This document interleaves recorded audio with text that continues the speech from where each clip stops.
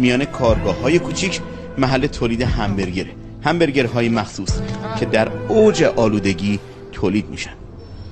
برگرها رو تولید میکنه، قالب میزنه با این. چه وضعیتیه؟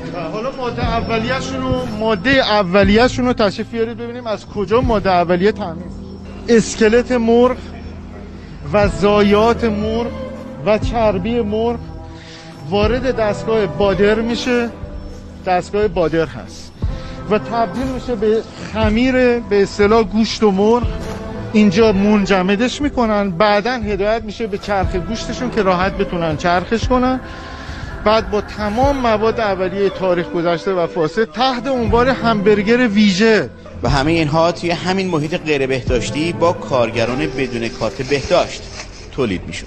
ما با حکم اومدیم اینجا و از جرمش هم سنگین هستش، چون هم مجوز نداره، پروانه نداره. شما الان ملاحظه بفرمایید و واقعا این تهدید علیه بهداشت عمومی هستش و باید دقیقاً کسی که این جرم رو مرتکب شده شدیدترین مجازات ها انشالله براش وضع بشه تا این تخلفات جلوش گرفته بشه. توی این کارگاه حدود 3 تن برگر غیر مجاز آماده عرضه